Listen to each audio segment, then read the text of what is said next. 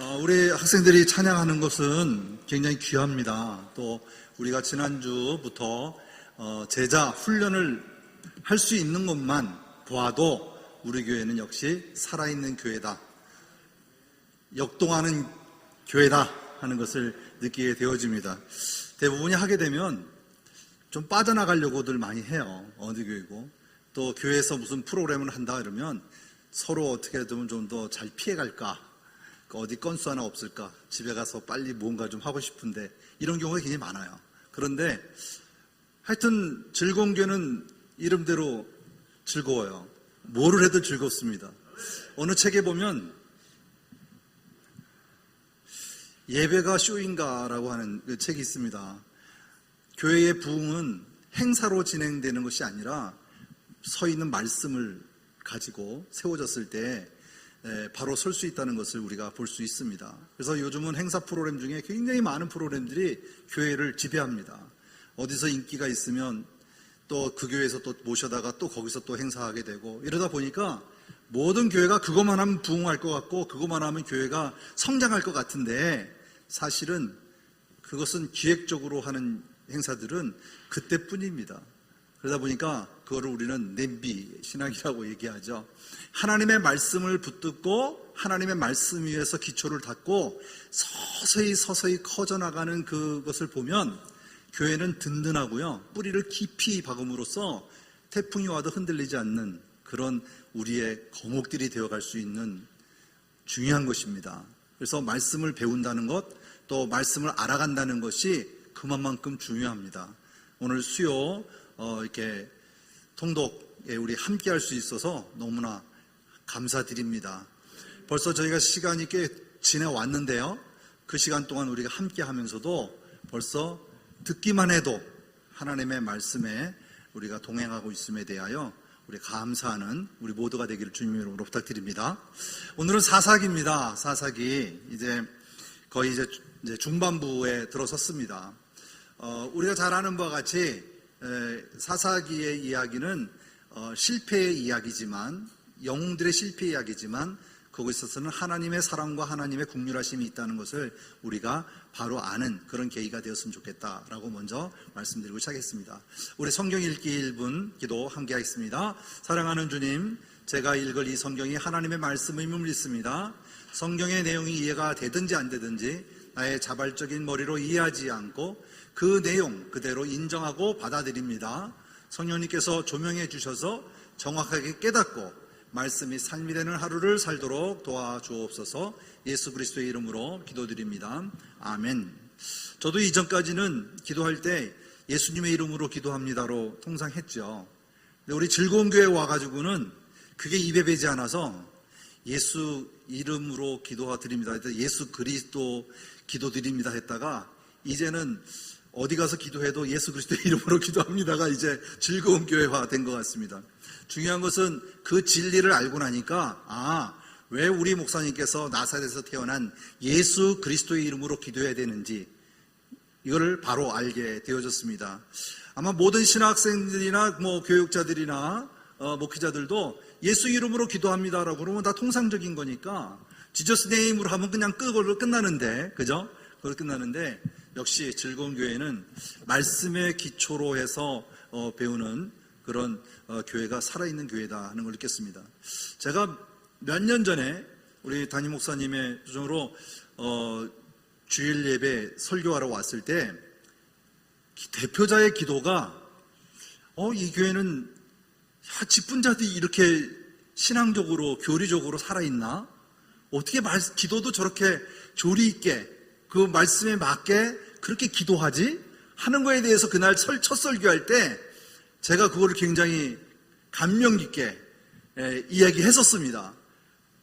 그런데 역시 거기에는 하나님을 경험하는 삶이라든지 또는 이러한 제자 교육이 밑바탕이 되어서 하나님을 만나서 구원받은 자가 입술로 고백하는, 정말 내 입으로 시인해서 구원에 이르는 그러한 마음들이 우리 모두에게 있구나. 나는 이것을 굉장히 기쁘게 생각했습니다. 근데 우리가 지금 시간을 거듭해 가면 갈수록 말씀을 접하다 보니까 벌써 많이들 떨어져 나가야 될 텐데 그렇지도 않고 말씀을 묵상하면서 계속 다가오는 것을 보면 참 쉽게 생각했던 교회가 아니다. 정말 살아있는 교회고 숨쉬는 교회다라는 것을 더 하나님께 감사하게 되어집니다. 자, 사사기도 마찬가지입니다. 사사기도 나의 주인이 누굴까 하는 겁니다. 나의 왕이 누군가. 오늘 그 이야기를 우리가 지금까지 나눴었는데요. 시대로 보는 사사는 잘 아시는 바와 같이 창조 시대로부터 시작되어집니다. 그죠? 창조 시대, 그 다음에 족장 시대, 이것을 창세기라고 그러죠. 그 다음에 출애굽 광야 시대, 그죠? 출애굽 광야 시대에서 출애굽기와 민수기가 기록된 것이죠. 그 다음에 가나안 정복 시대, 그 다음에 여호수아서, 그 다음에 오늘 하는 이야기가 사사기, 그죠? 사사시대 이야기를 우리가 나누고 있습니다. 다음에 이제 여기 끝나고 나면 이제 룻기로 들어가게 되는데요. 룻기에 가기 전에 다시 한번 시대적인 배경을 설명하고 들어가도록 그렇게 하겠습니다.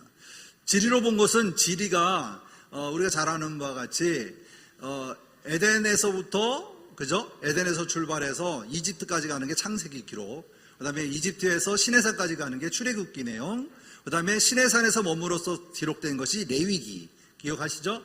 그 다음에 모압 평지까지 이르는 데까지 가는 것이 바로 민수기, 그죠? 민수기. 거기 사진 나와 있는 거는 노뱀이죠. 그 다음에 모압 평지에서 들어갈 2세대에게 가리켰던 모세의 3가지 설교. 그게 뭐죠? 신명기, 그죠? 신명기죠. 그 다음에 가나안 땅에 들어갔을 때 정복사를 이렇게 한 게 바로 여호수아서, 지난번에 했던 여호수아서. 그 다음에 여호수아서 지나서 사사기, 이렇게 꼬불꼬불하죠. 그것이 뭘까요? 7번 루틴을 반복한다, 이런 식으로 해서 사사기가 기록된 것을 우리가 지리적으로 그 위치의 상황에서 볼 수가 있습니다.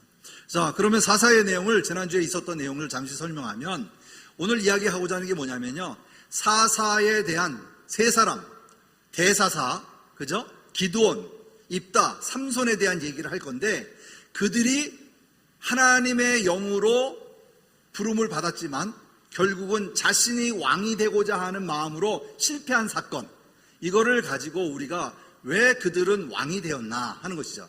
바로 하나님의 영으로 붙잡히고 부음받은 사람들이 사사입니다. 그죠? 그래서 기드온과 입다, 삼손까지 가게 되어지는데, 이 사람들은 자기의 능력보다는 겸손한 신앙의 인격을 중요시해야 하는 것을 우리는 반면교사로 삼아서 이것을 이기는 교훈을 얻어야 한다 하는 것을 이번 사사기에 배우는 입장입니다. 그래서 지난주에는 사사 기드온에 대한 이야기를 했어요. 그래서 6장에서 8장까지 있는 이야기를 나눴는데, 기드온은 겁도 많고 부정적이고 비관적인 사람이었다. 그래서 12장에 보면 6장 12절에 보면 큰 용사여 여호와께서 너와 함께 계시도다 하면서 기드온을 사사로 세우는 사건이 나옵니다. 그죠? 근데 거기 보면 그의 의심 때문에 무엇을 요구하죠? 하나님 앞에 표적을 요구하죠. 그래서 여호와의 불이 나오게 되어지는데, 6장 20절부터 21절, 22절까지 이야기가 나옵니다. 여기서 보면 하나님의 사자가, 그죠? 이제 기드온이 제사를 지내기 위해서 음식을 준비하게 되어지는데, 그것에 바로 여호와의 사자가 손에 잡은 지팡이 끝을 내밀었을 때 고기와 무교병이 되니 불이 바위에서 나와 고기와 무교병을 살랐고 해서 여호와의 사자를 기드온이 보게 되는 사건입니다. 그래서 그가 이제 여호와의 사자, 하나님을 보게 되니까 내가 죽겠노라 했을 때 하나님께서는 그렇지 않다. 너에게는 죽이지 않고 너는 여호와 샬롬이다. 그래서 그에게 죽음을 면해주는 이야기가 있었죠. 두 번째 사건이 뭐죠? 양털 사건입니다. 양털의 표적을 이야기하는데, 이제 전쟁을 시작하려고 하는데 그 전쟁에 나가기 전에 나에게 뭔가를 확신을 얻기 위해서 첫 번째 했던 게 있죠. 뭐죠? 양털을. 그렇죠. 온 대지에, 그죠? 이슬을 내리는데 요 양털에만 이슬이 내리지 않게 해달라 했던 사건. 그러니까 하나님이 그대로 행해 줬어요. 이번에 하나님 죄송한데요, 한 번만 더, 이제는 양털에만 내리지 않고 온 지면에서 내리게 해달라 그러면 반대적인 요건을 했을 때 저와 같이 차고 넘치도록 양털에 물을 허락했던 것을 볼 수 있습니다. 이건 뭘까요? 이랬을 때에 기드온은 이제 하나님의 일을 해도 되겠구나 라고 하는 마음을 갖게 되어지죠. 자, 우리에게도 모두에게도 이러한 의심도 있지만 확신을 갖고자 하는 마음들이 다 누구에게나 있어요. 그렇죠? 하지만 그것은 뭐냐? 표적보다는 바로 믿음이라는 것이죠. 여기서 나오는 이야기 중에 가장 큰 것이 뭐냐면, 말씀보다 표징을 의지하는 이러한 가벼운 믿음이라 할지라도 하나님께서는 그를 긍휼하심으로 이루어 주셨다라고 하는 것, 이것이 중요한 것이었죠. 자, 그 다음에 볼까요? 기도원은 뜻이 뭐죠? 잘라버리다, 이런 의미를 갖고 있는데 지난주에 했던 겁니다. 그래서 단지 바알과 아세라상을 찍어버린다는 의미만 제한되지 않고 바알과 아사를 섬기던 과거의 삶을 끊어버리고 새롭게 오늘의 이름을 알리는 그런 이름이 바로 기도원이다라고 하는 것이죠. 중요한 것은 뭘까요? 기도원이 바알과 아세라 신상을 제거한 이후에 얻어지는 이름이 있는데 바알과 다투는 자 해서 여룻바알이라고 나와집니다. 여룻바알이라고 나와지는데 그 신상을 부시러 갈 때 언제 갔다 그랬어요? 낮에 갔다 그랬어요? 밤에 갔다 그랬어요? 밤에 가게 되어집니다. 밤에 누가 나를 해코지하지 않을까 해서 밤에 가게 되어지는, 아직까지도 의심이 많고 미흡했던 것을 볼 수가 있습니다.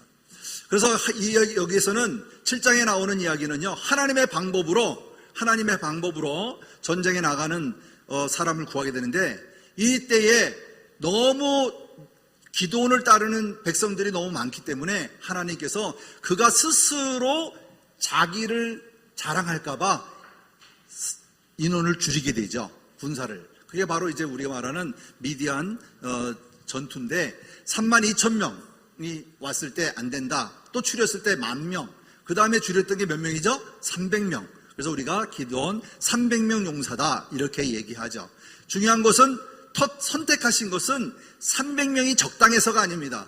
한 명이라도 괜찮습니다. 하지만 하나님께서는 300명을 세운 이유는 인원이 많기 때문에 기도원이 교만할까봐 그를 바로 세우기 위해서 하셨던 것을 바로 볼 수가 있죠. 그래서 13만 5천 명의 미디안 사람들과 싸워서 이겼다 해서 450대 1이라고 나눠보면 이렇게 되어집니다. 그래서 결국은 하나님의 방법으로, 군사력의 숫자가 아닌 믿음의 싸움으로, 하나님의 전쟁으로 승리하는 것을 보게 되어집니다. 자, 그렇다면 전쟁의 이후에는 어떻게 됐을까요? 그가 40년 동안 평정을 이뤄서 평화를 누리게 되어진다라는 것이 지금까지 나눴던 루틴입니다. 그죠? 루틴을 가져왔어요. 자, 이제 오늘의 이야기를 우리 함께 시작하고자 합니다. 거기 보면, 여러분이 가지고 있는 자료, 여기 보면 12페이지에 보면 기도원이 전쟁 이후에 그 사건을 보면 7장에 보면 8장 22절에 보면 이렇게 나오죠. 그때의 이스라엘 사람들이 기도원에게 당신이 우리 미디안을 손에서 구원하셨으니 당신과 당신의 아들과 당신의 손자가 우리를 다스리소서 하는지라. 몇 대가 다스리는 거예요? 3대가. 예. 왕으로 추대하는 것을 기도원으로 하여금 3대가 세습하도록 허락하는 사건이 여기서 나옵니다. 그랬을 때 기도원은 마음을 다잡고 거절하게 되어집니다. 이때만 해도 대단하죠? 우리가 사건의 절반을 다 알고 있지만 거절하게 되어져요. 이것이 바로 뭐냐?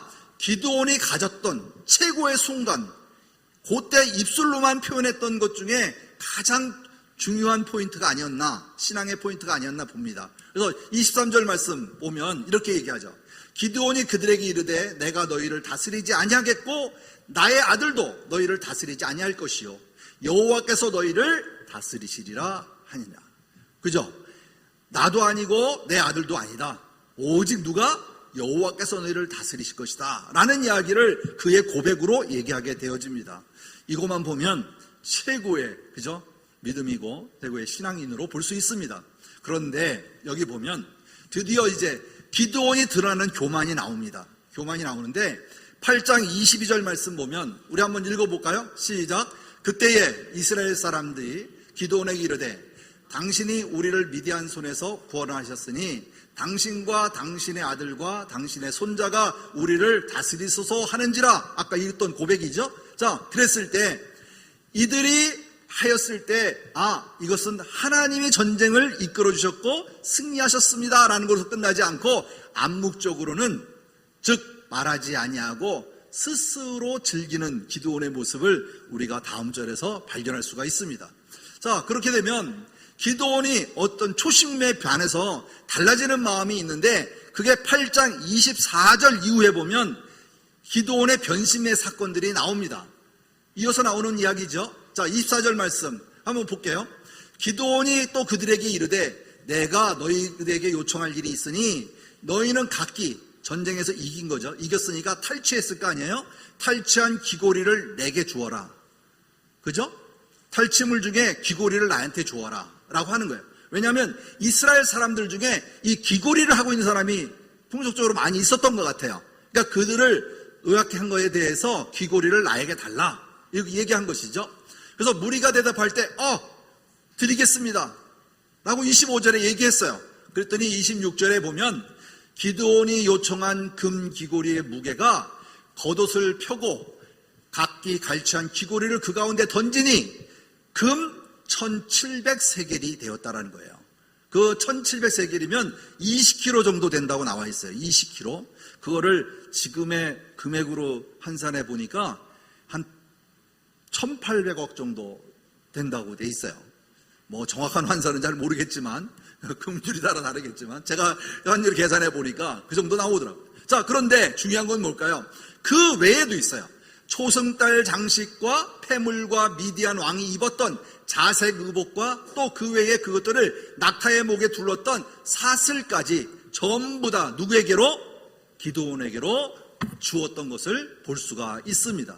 자, 그러면 27절 말씀에 보니까 그러면 기드온은 그 금을 가지고 뭘 만들었을까요?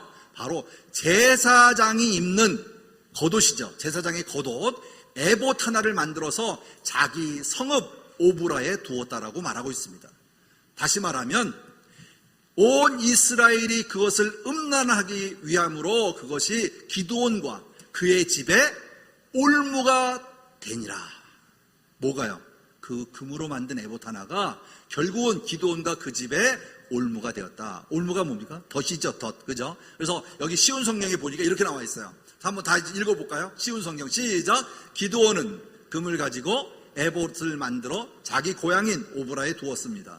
그랬더니 모든 이스라엘 백성이 하나님을 섬기지 않고 그 에봇을 섬겼습니다. 그 에봇은 기드온과 그의 가족들이 죄를 짓게 만드는 덫이 되었습니다. 이 이야기 쉽죠? 하나님을 섬겼다 안 섬겼다? 하나님을 섬기지 아니하고 무엇을 섬겼다고요? 에봇을 섬겼다라고 하는 것이죠. 이것이 바로 그들에게 죄를 짓게 하는 덫이 되었다. 이렇게 쉬운 성경에 자세하게 표현된 것을 볼 수 있습니다. 자, 그렇다면 하나님은 그를 봤을 때 어떻게 했을까요? 그 우려에 대한 얘기가 나오는데 기드온의 이 자랑거리, 우리가 읽었던 말씀을 하는 것입니다. 이거 볼까요? 인구가 전투에 나갈 사람들이 많았을 때에 그가 스스로 자랑하기를 내 손이 나를 구원할다 할미라라고 하면서 7장 2절에 이 말씀을 하면서 백성이 많다는 것을 얘기하는 거죠. 그래서 줄이라고 얘기한 것이에요. 그래서 13,500명에서 10,000명으로 300명으로 이렇게 바로 여기서 스스로 자랑거리가 많지 않도록 하기 위해서 하나님께서는 이미 그를 우려했던 신앙을 볼 수가 있습니다. 그렇습니다. 전쟁의 승리와 백성의 환호로 인해서 그는 겸손함을 잃어버리고 하나님까지 잊어버리는 이런 사태가 지금 기드온의 상황이 되고 말았던 것이죠.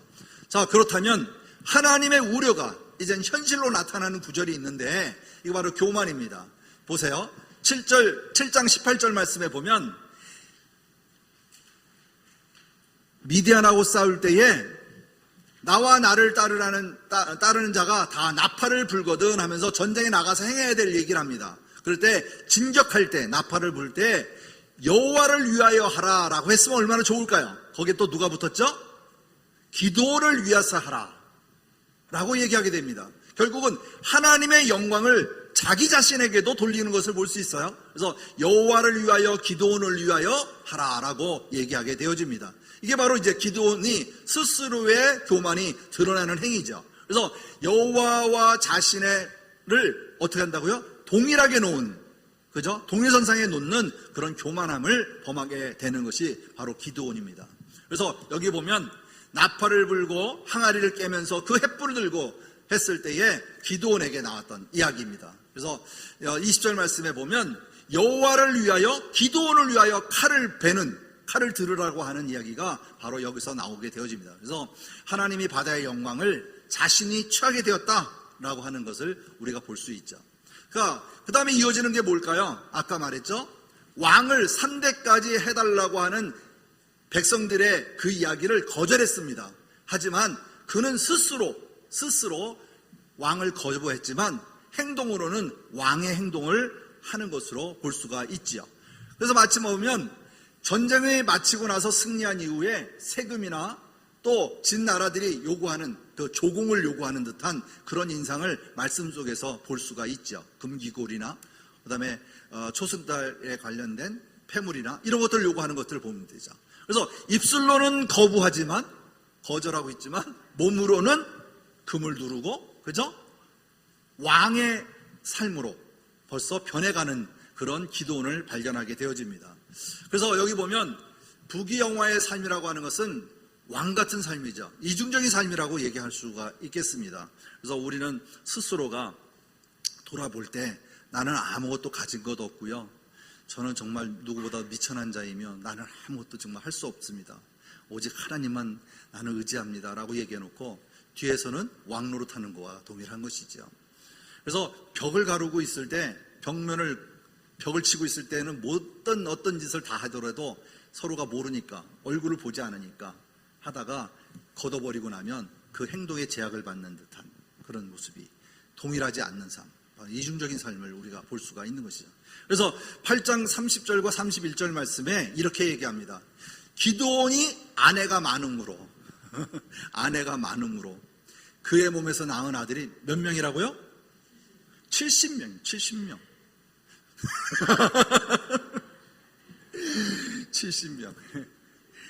그 세겜에도 그의 첩도 아들을 낳았다. 그 아들이 누구냐고요? 아비멜렉입니다. 아비멜렉. 이제 왕이 되는 아비멜렉이죠. 여기서 보면 그 첩 중에 아들이 아비멜렉이다 이렇게 얘기합니다. 왜 첩의 아들이라고 했을까요? 70명 중에 아비멜렉이 포함되어 있음을 얘기하고 있습니다. 자, 보세요. 근데 이 아비멜렉의 이름의 뜻이 뭘까요? 아버지, 멜렉, 왕이란 뜻인데 내 아버지는 왕이다 라는 말을 누구의 이름으로 붙였어요? 자기 아들의 이름으로 붙였어요. 그러니까 스스로 자기는 왕임을 아들의 이름을 통해서 왕임을 드러내고 있는 것이죠. 이게 얼마나 그 교만해지겠어요. 그렇죠? 그래서 아비멜렉으로 치어지는데 이것을 바로 우리는 내 아버지는 뭐라고요? 내 아버지는 왕이다 하는 것을 기드온 스스로가 얘기하고 있음을 볼 수가 있습니다. 여기서 보면 지금의 얘기가요, 여러분 15페이지에 나와 있어요. 15페이지에 나와 있는데 여기서 우리가 살펴볼 게 있습니다. 여러분 성경책에 기록을 하셨는데 성경책에 보면 9장에 있는 말씀을 보면요, 9장에 이런 말이 나옵니다. 아비멜렉이 세워지는데요, 아비멜렉이라고 하는 게 이제 여룻바알이라의 아들이라고 나와요. 기드온의 아들이라고 나오지 아니하고 이 여룻바알의 아들 아비멜렉이 세겜에 가서 그의 어머니와 형제에게 이르되 그들의 그 외조부의 집에 온 가족에게 말하여 이르되 라고 하면서 세겜의 모든 사람들을 불러서 그들에게 이야기합니다. 뭐라고 얘기하냐면, 자, 우리가 같은 형제인데 나를 기억해라. 우리가 형제가 아니냐? 그러면서 4절에 보면 바알 브릿 신전에서 은 70개를 내어 그들에게 주매 아비멜렉이 그것으로 방탕하고 경박한 사람들을 사서 자기를 따르게 했다 이렇게 얘기합니다. 그리고 난 이유가 뭐냐면, 그렇게 말하고 난 다음에 6절 말씀에 보면 아비멜렉을 왕으로 삼았다 이렇게 되어 있어요. 자, 사사시대에는 왕이 없는데 아비멜렉은 스스로 왕이 됐어요. 왕이라고 하면 하나님의 기름을 부은 받은 자가 왕이 돼야 되는데 이는 아비멜렉은 어떻게 됐다고요? 스스로 왕이 된 자예요. 그러니까 정통성이 없는 것이죠. 그래서 아비멜렉은 참 우스꽝스러운 그런 존재임을 우리가 알 수 있습니다. 하나님으로부터 오는 소명도 없이 그는 스스로 통치자가 되었다는 것을 얘기하게 되어지죠. 이랬을 때에 7절부터 21절 사이에 나오는 이야기가 있어요. 이거 뭐냐면 기드온의 막내 아들이 바로 요담이에요. 요담이 있는데, 요담이 그걸 보고 난 이후에 산에 올라갑니다. 그 산이 어디냐고요? 바로 세겜에 있는 그린심산입니다. 그린심산. 우리 알죠? 여호수아서 얘기할 때에 에발산과 그린심산에 가서 뭐라고 그랬죠? 저주와 축복을 얘기했던 그 바로 그 산입니다. 그래서 그린심산에 가가지고 큰 소리로 외칩니다. 세겜 사람들아, 내 이야기를 들어라, 내 말을 들어라 라고 얘기를 해요. 그러면서 그 예를 들어서 얘기합니다. 8절 이후에 보면, 하루는 나무들이 나가서 기름을 부어 자신들이 위에 왕으로 삼으려 하여 감나무에게 이르되 너는 우리 위에 왕이 되게 하라 하매 라고 얘기하면서, 감람나무에 대한 얘기, 무화과에 대한 얘기, 포도나무에 대한 얘기, 가시나무에 대한 얘기, 예를 들어서 그 왕에 대한 의미를 얘기합니다.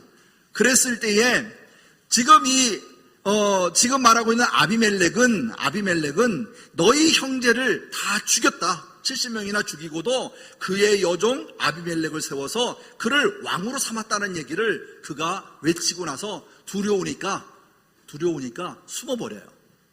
그렇죠? 숨어버립니다.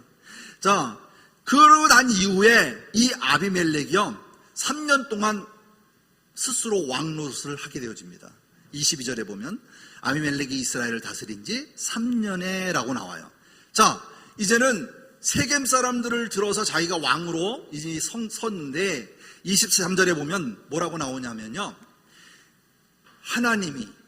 이제 하나님의 개입이 나옵니다. 여기 보면 하나님의 개입이 나오는데, 하나님이 아비멜렉과 세겜 사람들 사이에 악한 영을 보내심에 세겜 사람들이 아비멜렉을 배반하였다, 이렇게 나오죠. 근데 여기 보면 우상숭배의 원인, 이건 지금 제가 아까 했던 내용이라 패스하겠습니다. 그래서 이 가문 23절 말씀에 보면 하나님이 아비멜렉과 세겜 사람 사이에서 하나님의 영이 아니라 누군 영? 악한 영을 보냈다 그랬어요. 악한 영.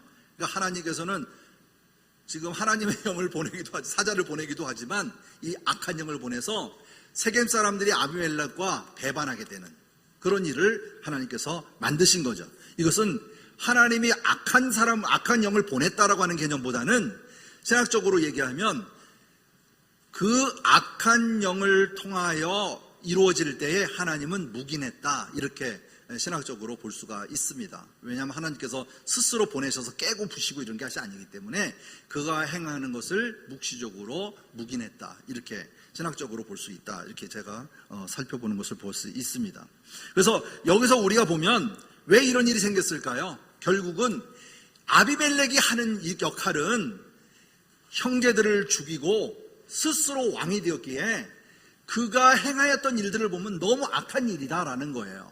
그래서 스스로 하나님께서는 이제 기드온뿐만 아니라 아비멜렉, 그의 자손들까지도 하나님께서는 다 악하다라는 것을 얘기하기 위해서 지금 이 말씀을 전개하고 있음을 볼 수 있습니다. 그래서 9장 56절과 57절 말씀 여기 보면 아비멜렉이 그의 형제 70명을 죽여 자기 아버지에게 행한 악행을 하나님이 이같이 갚으셨고 라고 얘기하는 거예요. 이해되시죠? 그래서 하나님이 행하셨던 것은 형제를 죽이고 자기 아버지에 대한 그 행위에 대한 악함을 보시고 이를 치리하시는 것을 볼 수가 있습니다. 그래서 57절 말씀에도 또 세겜 사람들의 모든 악행을 하나님이 그들의 머리에 갚으셨으니 여룻바알의 아들 요담이 저주를 그들에게 했던 것을 응하였느니라. 아까 요담이 말했죠, 그죠? 얘기했던 내용들을 이때 다 이루어졌음을 얘기하고 있는 것입니다. 그래서 9장에 보면 잠깐에 있는 사이막 중에 요담의 사건을 집어넣어서 요담의 예언을 통해 그 사건이 이루어짐을 얘기함으로써 기드온이 처음에는 하나님의 영으로 시작을 했지만 결국은 자신의 교만과 또 스스로 왕이 되고자 하는 그 아비멜렉을 통하여서 가문까지 전부 다 죽임을 당하는 이런 일들이 악하여져 갔다는 것을 우리가 볼 수 있습니다. 그래서 이 사사기는 기드온 이후에 내리막길을 가게 되어지는데 좋은 사람, 좋은 사사, 아주 좋은 사사, 좋은 사사, 나쁜 사사, 아주 나쁜 사사 이렇게 나눌 때 바로 나쁜 사사로 들어가는 이제 길목에 있는 것을 볼 수가 있죠. 그래서 아들 아비멜렉이 자기 형제 70명을 죽이는 이런 참극으로 쓴 열매가 맺어졌다 이렇게 볼 수 있습니다. 그렇다면 기드온이 주는 우리에게 주는 교훈이 무엇일까 이렇게 생각해 봅니다. 여기 보면 기드온은요 소심한 성격 때문에 자기의 욕망을 감추고 살았지만 결국 그의 아들 아비멜렉의 그 욕망을 분출하게 되어서 아비멜렉이 오히려 과도한 욕망을 소유하게 되었다 말하게 되어지고요. 그는 정치적인 욕심으로 사람들을 소유하고 지배하고 그들을 추앙하고 받고 싶은 허영심을 불러왔다. 결국은 아비멜렉에게 욕망이 우상이 된 것인데 우상 숭배는 결국은 비극으로 끝난다라고 하는 것을 우리가 이 기도원에서 살펴볼 수가 있습니다. 이것을 우리가 이스라엘의 패망의 역할에서 눈물의 선지자 에레미야 17장 5절 말씀에 보면 이렇게 얘기합니다. 무릇 사람이 믿으며 육신으로 그의 힘을 삼고 마음이 여호와께서 떠난 그 사람은 뭐를 받는다? 저주를 받는다. 다시 말하면 여호와에게서 떠난 자는 저주를 받는다라는 것을 에레미야가 고백하는 것을 볼 수가 있습니다. 그렇다면 여호와를 떠나 사는 사람의 삶은 어떨까요? 여호와를 떠나서 사는 삶. 이것을 에레미야가 자세하게 얘기하고 있는데 여기 보면 쉬운 성경으로 볼게요. 그들은 사막의 키 작은 나무 같아서 좋은 일을 찾아와도 보지 못한다. 그들은 아무도 살지 않는 소금 땅 황무지에서 살게 될 것이다. 결국은 살 수 없음에 대하여 얘기하고 있는 것이죠. 그렇죠? 그래서 11절 말씀에도 남을 속여서 부자가 된 사람은 자기가 낳지도 않은 알을 품고 있는 자고새와 같아서 인생의 중반에 이르면 그 재산을 잃어버릴 것이요 늙으면 그의 어리석음으로 밝히 드러날 것이다. 이렇게 나오죠. 그래서 이 자고새, 그죠? 자기가 낳지도 않은 알을 품는 그런 자고새. 찾아봤더니 당목과의 그 꿩과에 속한 것인데 체구가 작고 메추라기와 은근히 비슷. 그래서 사진 찾아보니까 메추라기 같더라고요. 예? 이게 아마 그 근동 지역에 흔한 우리가 닭고기 먹듯이 흔한 고기로 이렇게 나와 있더라고요. 쓸 수 있는 고기, 먹을 수 있는 고기로 나와 있더라고요. 그래서 이 자고새가 바로 그 인생의 삶이 이와 같을 것이다라고 하는 것이죠. 이것이 바로 여호와를 떠나서 사는 사람들이 취해야 될 주어지는 삶이죠. 그렇다면 여호와의 마음을 두고 사는 사람은 어떨까요? 복받는 삶이겠죠? 역으로 말하면. 자, 볼게요. 17장 7절 말씀 우리 한번 읽어볼까요? 시작. 그러나 여호와를 믿고 여호와만을 의지하는 사람은 복을 받을 것이다. 그는 물가에 씌는 나무 같아서 든든한 뿌리가 물가로 뻗어 있으니 날이 뜨거워도 두려울 것이 없고 그 잎사귀가 늘 푸르다.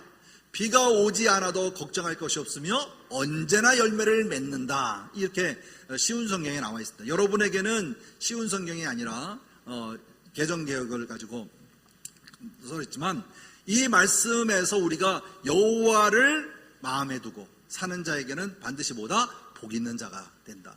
어느 곳에 가든지 그 잎사귀가 늘 푸르고 어느 곳에 가든지 열매를 맺는다 하는 것이 바로 여호와를 마음에 두는 사는 사람이겠죠. 그렇다면 우리는 어떻게 될까요?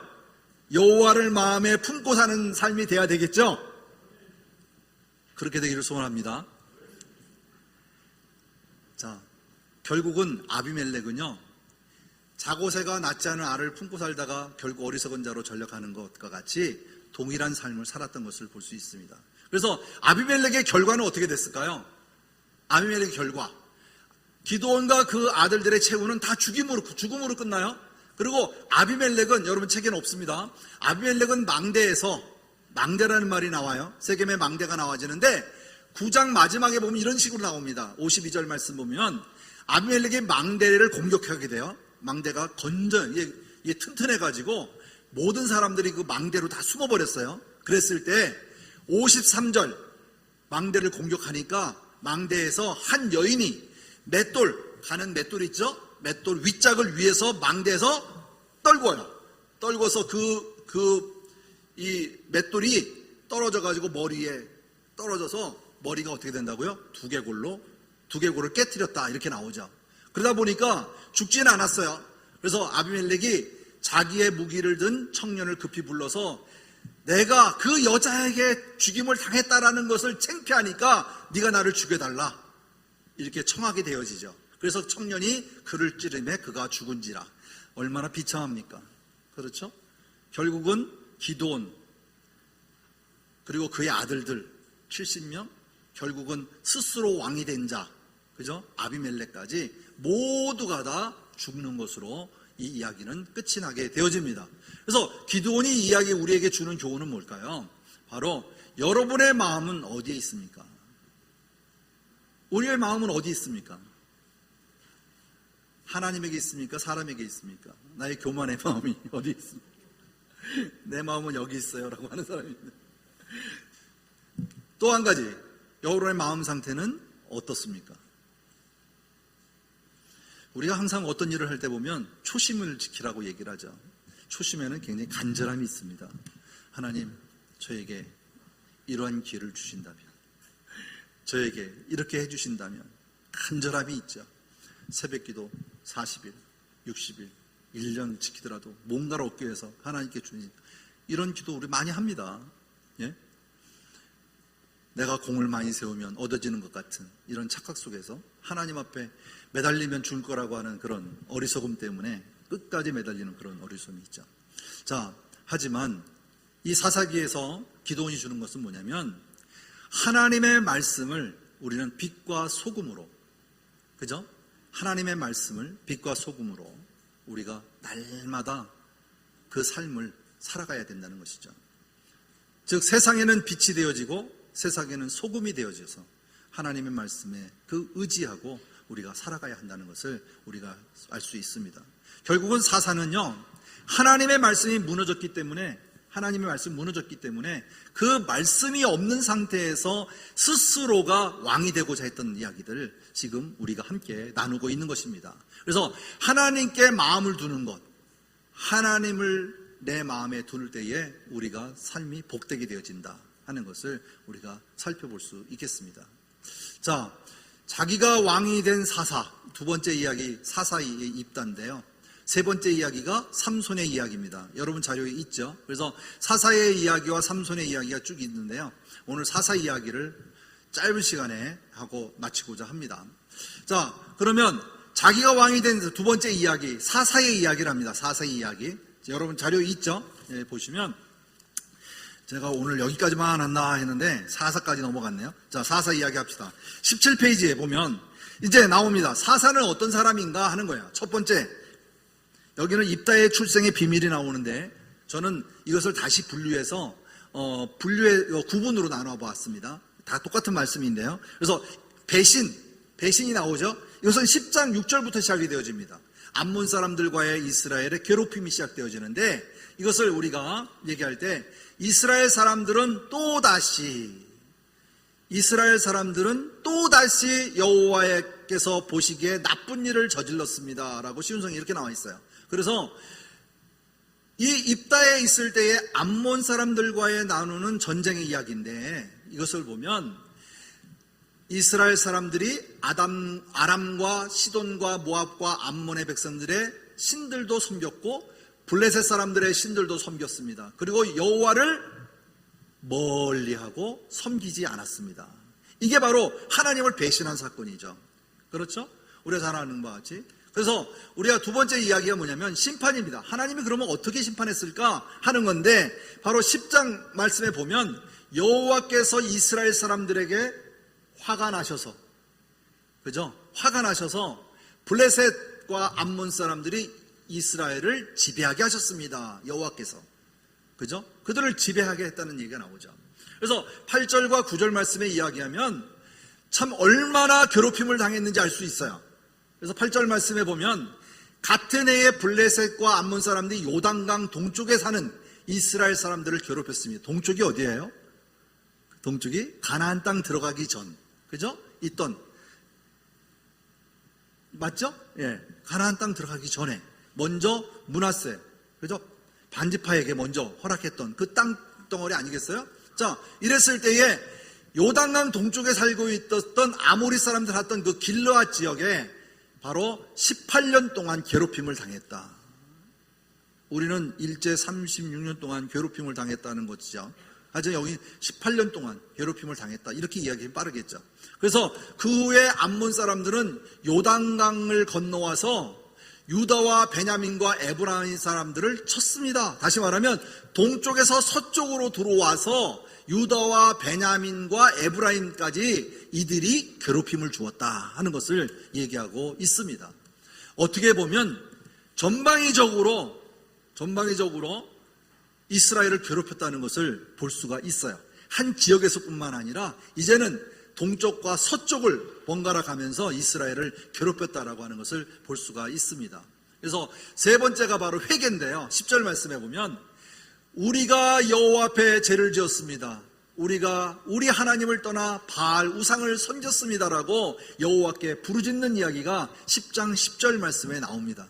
10장 10절 말씀에. 그래서 이 말씀을 보면 너희는 이집트 사람과 아모리 사람과 암몬 사람과 블레셋 사람들이 너희를 괴롭힐 때 시돈 사람과 아멜렉 사람과 마온 사람들이 괴롭힘 때 내가 너희를 구원해 주지 않았느냐 그러시면서 그 이후에 내가 너희들을 구원하겠다라고 하는 것을 말씀해 주시는 사건이 13절에 나옵니다. 13절 우리 한번 소리내어서 한번 읽어볼까요? 시작. 그런데도 너희는 나를 저버리고 다른 신을 섬겼다. 따라서 나도 다시는 너희를 구해주지 않을 것이다 라고 얘기합니다.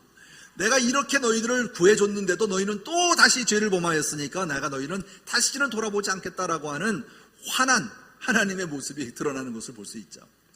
하지만 14절에 보면 그들이 너희들을 이제 그 괴로움 당할 때 그 신들을 통해서 너희가 구해달라고 해라. 되려 그들이 신들을 보고 구원해 달라고 얘기해라. 이렇게 얘기하는 거예요. 난 모르겠다. 니들이 믿는 신에게 얘기해라. 이 얘기죠. 쉽게 말하면. 그랬을 때 15절 말씀에 얘기해 보면 이스라엘 백성이 여호와께 이야기합니다. 그래서 여호와께 말씀드렸습니다. 뭐라고 얘기했을까요? 우리가 죄를 지었습니다. 주께서 어떻게 하시든지 우리가 그대로 따르겠습니다. 그러니 이번만은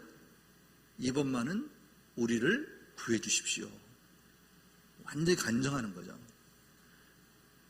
내가 그렇게 했음에도 불구하고 너희는 아직도 나를 섬기지 않았다. 나를 멀리했다. 내가 이스라엘에서 너희들 나올 때 내가 이집트에서 너희를 어떻게 구원했느냐. 또 지금까지 올 때 너희들을 얼마나 구원했느냐. 그런데 너희는 아직도 나를 믿지 않고 멀리했구나. 나는 너희를 다시는 구하지 않겠다라고 얘기하는 거예요. 그러니까 너희들이 믿는 신에게 물어봐라. 너희들을 신에게 구원해달라고 요구해라 라고 얘기하니까 이스라엘 백성들이 간청하는 거예요. 우리가 죄를 지었습니다 라고 얘기하면서 이제는 무슨 일을 하든지 내가 주님을 따르겠습니다.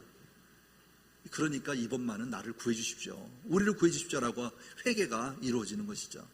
거기서 16절 말씀에 보니까 아까 우리가 이제 그 말씀대로 얘기하면 다른 나라들의 신들을 없애버리고 다시 여호와를 섬기겠습니다라고 하는 이야기가 거기서 나와요. 16절 말씀에. 그래서 곤고하다라는 말과 그리고 이 여호와께서 이스라엘 백성들을 보니까 너무 가슴이 아팠다 하는 얘기가 16절에 나옵니다.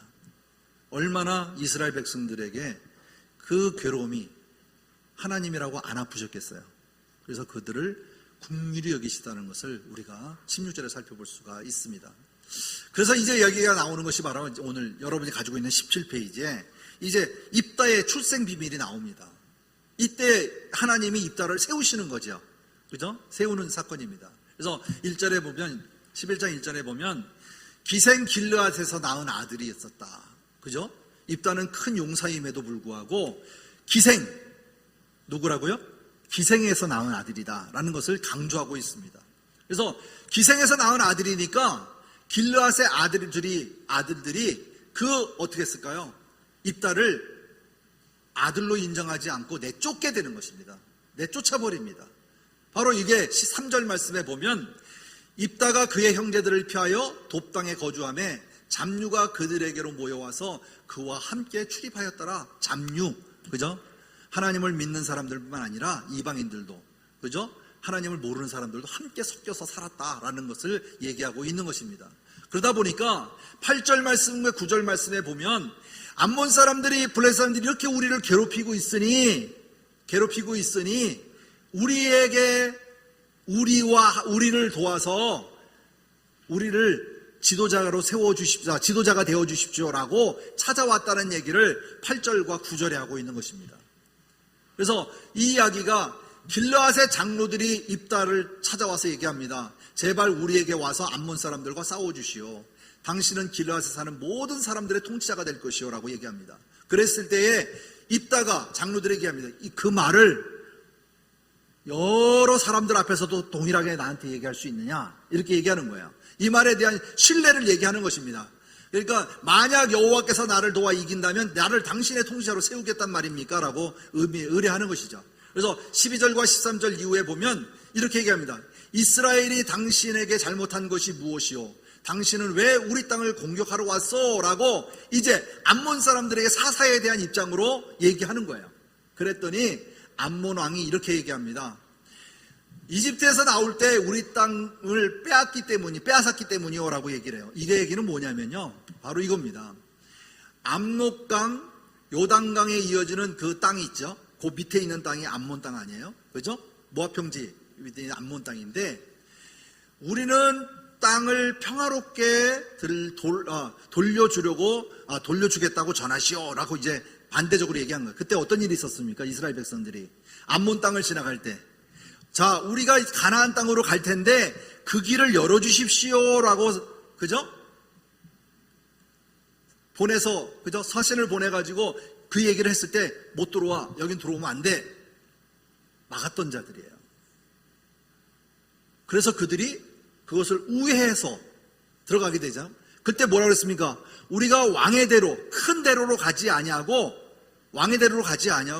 가면서 물도 안 먹고 어디 거스리지도 않고 그냥 그대로 통과만 하겠다고 했을 때도 이들이 거절했던 그 얘기를 하고 있는 거죠. 그래서 암몬 왕이 이따가 했던 모든 말들을 무시했다라고 28절 말씀에 나옵니다. 오로지 암몬과의 사신과의 대화의 내용들을, 입다 이야기를 전혀 무시한 상태로 자기들의 주장만 내세웠다는 것을 볼 수 있어요. 그러니까 이제 입다가 여호와께 서운하게 되어집니다. 어떻게 서운하냐고요? 이거 보세요.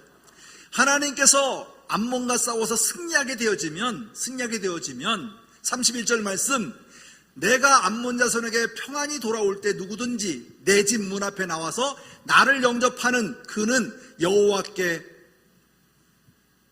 들릴 것이니 내가 그를 번제물로 드리겠나이다 라고 얘기했어요. 자, 이제 전쟁이 시작이 안 됐는데 전쟁이 이겨지고 평화를 찾아서 올 때 이 승전보를 알릴 때 내 집에서 나오는 첫 번째 사람에게 여호와께 번제로 드리겠다라는 약속을 하나님께 한 거예요. 하나님의 약속은 어떻게 해야 된다? 꼭 지켜야 한다 하는 것이죠. 자, 이게 바로 이제 우리가 레위기서에 나왔던 거죠. 그래서 32절 말씀에 보면, 그리고 나서 입다는 암몬 사람들과 싸웠습니다. 여호와께서 입다를 도우셔서 암몬 사람들을 물리쳤습니다. 간단하게 한 절로 나옵니다. 예? 전쟁사가 뭐 이렇고 저렇고 우회해서 어떻게 침공하고 뭐 이런 얘기가 없이 딱 한 절, 싸워서 이겼더라, 이렇게 나와요. 자, 그 다음에 사건은 어떻을까요? 그러면 이게 바로 이제 처음에 나오는 이야기가 뭘까요? 첫 자손에게 내가 첫 집에서 나오는 사람을 바치겠다라고 했던 것은 뭐냐면, 그 시대에 암몬에서의 신이죠. 뭐죠? 몰렉입니다. 몰렉. 바로 이죠. 몰렉. 인신을 공양하는 사건. 지금 몰렉 앞에 사람 아이가 이렇게 손에 들려져 있어요. 우상 앞에. 그죠? 살아있는 아이를 바치는 거죠. 이게 그 당시에 다른 신들을 섬겼을 때의 문화가 이러한 문화였어요. 그게 바로 종교적인 행위였는데, 이 사사마저도, 입다마저도 그것을 그대로 행했다는 것을 볼 수가 있는 거예요. 그 사상이 묻어져 있다는 것이죠. 그래서 사사마저도 세상 풍조의 영향을 받아서 일반 백성은 말할 것도 없이 이러한 일들을 행하였다는 것을 볼 수가 있는 것이죠. 그래서 여기 보면 입다가 서운한 결과가 뭘까요? 그래서 바로 전쟁에서 나와 승리해서 돌아왔을 때에 집에서 나온 딸이 무남동녀, 자기 딸이 소고를 잡고 춤을 추며 나와서 자기를 영접했다라고 하는 거예요. 그래서 입다의 사건은 전쟁의 승리가 중요한 것이 아니라 입다가 하나님께 서원했을 때 그 결과가 바로 뭐냐 했을 때 자기 딸을 하나님 앞에 드리게 되어지는 서원에 대한 이야기를 하고 있는 것입니다. 그래서 35절 말씀에 보니까 입다가 이를 보고 자기 옷을 찢으며 내가 어찌할꼬 내 딸이여 너는 나를 참담하게 하는 자여 너는 나를 괴롭게 하는 자 중에 하나구나. 자기의 입장을 얘기하고 있어요. 내가 여호와를 향하여 입을 열었으니 능히 돌이키지 못하겠다라고 하는 얘기를 하고 있는 거예요. 자, 하나님께 바치겠다고 했는데 그게 누구예요? 자기 딸인 거예요. 하나밖에 없는 딸. 그 이야기는 이어지는 것은 우리가 볼 수 있는데 자기의 생각만 할 뿐이지 딸의 걱정은 없는 거죠. 근데 중요한 건 뭐냐면 여기서 비교할 수 있는 게 다윗의 고백에서 비교할 수 있어요. 여러분 자료에도 있지만 여기 보면 사무엘하 18장 33절에 보면 압살롬이 죽게 되어집니다. 압살롬이 죽게 되어지는데 그 압살롬의 죽음에 대하여 이렇게 얘기하게 되어지죠. 사무엘하 18장 33절 보면 왕이 마음이 심히 아파 문 위층에 올라가서 울었다라는 얘기가 나오죠. 그가 울 때에 말하기를 내 아들 압살롬아 내 아들 압살롬아 내가 너를 대신하여 죽었다면 압살롬아 내 아들아 내 아들아 하면서 자기의 마음을 대신 죽었어야 되는 부성애를 얘기하고 있는 것을 볼 수 있습니다. 입다하고는 전혀 다른 대조적으로 우리가 살펴볼 수가 있겠죠. 그래서 이 왕은 자기 딸을 서원한 것이 바로 자기 딸이었다는 것을 알게 되어지는 거지만 경솔한 서원에도 문제가 있지만 결국은 레위들이 모세오경을 제대로 가르치지 않았기 때문에 그렇죠? 이 인신공양에 대한 것을 하게 되었다라는 것을 말하고 있음을 볼 수가 있습니다. 자, 이런 문제가 생기면 레위에게 찾아가서 상담하고 교제하면서 하나님께 물었으면 쉽게 해결될 문제를 결국 자녀를 죽이는 결과를 가져왔다. 결국 뭘까요? 말씀이 무지해서 라고 하는 것을 볼 수가 있습니다. 그래서 입다와 에브라임 사건은 12장 이후에 쭉 나옵니다. 그것은 다음 주에 이어서 정리하면서 그리고 삼손의 이야기로 넘어가서 다음 주에는 별책부록인 레위의 첩사건과 그 다음에 단 2주의 사건을 다루면서 다음 주에 사사기를 마치고자 합니다. 자, 지금까지 우리가 이야기를 나누면서 중요한 건 뭘까요? 하나님은 스스로 왕이 된 자도, 그죠? 사사를 세웠음에도 불구하고 그의 자녀를 통해서도 그 가족까지도 부패해지고 또 전부 다 나쁜 악한 영에 사로잡히는 이런 결과를 가져왔다. 사사시대는 왕이 없기 때문에 자기의 소견대로 행하였기 때문에 중요한 것은 하나님이 주인 되지 못하고 바로 내 스스로가 왕인 행세를 한 그 사건이죠. 그래서 다시 말하면 앞으로 올 왕, 완전한 왕 예수 그리스도를 바라보는 바로 그 모형이 되고 있다 하는 것을 볼 수가 있습니다. 그래서 사사에 나오는 그 12명의 사사가 승전별을 이겨나갈 때마다 필요로 하는 게 누구예요? 완전한 왕이 필요로 한 것을 보여주고 있는 거예요. 그 완전한 왕은 누구밖에 없다? 바로 예수 그리스도밖에 없다 하는 것을 우리가 예표로 받아볼 수가 있겠습니다. 우리가 한 주간 살아가면서 삼손 이야기를 다음 주에 다룰 텐데요. 삼손 이야기는 다 알잖아요. 그죠? 그래서 줄거리보다는 삼손이 갖고 있었던 이야기들을 나누고 정리하고자 합니다. 한번 읽어보시는 것도 굉장히 재미있고 쉽습니다. 오늘 또 이야기 나눴으니까 다시 한번 입다에도 한번 들어보시고 그 다음에 기도원 얘기도 한번 다시 한번 읽어보시면 절수가 많지 않아요? 예? 7장, 8장, 9장, 10장까지예요. 그러니까 한번 읽어보시면 재미있게 우리가 그 스토리를 이해할 수가 있지 않을까 생각되어집니다. 한 주간도 우리 승리하는 우리 모두가 되기를 주님으로 부탁드립니다. 기도하겠습니다. 사랑의 하나님 감사합니다. 우리의 생각과 우리의 말과 행동들이 주님 없이 살아가는 어리석은 자가 되지 아니하고 오직 하나님의 말씀 속에서 거하며 하나님과 동행하는 그 기쁨 속에 말씀을 의지하고 말씀의 언약을 믿고 나아가는 귀한 분별력 있는 성도가 되기를 원합니다. 우리의 삶을 주관하여 주시고 더욱더 주님을 바라보는 그 믿음 속에 든든하게 세워져 가는 우리의 믿음들이 되도록 축복하여 주옵소서. 오늘 말씀 주심에 감사드리며 한 주간도 승리하는 우리 모두가 되게 인도하여 주옵소서. 예수 그리스도의 이름으로 기도드리옵나이다. 아멘. 아멘.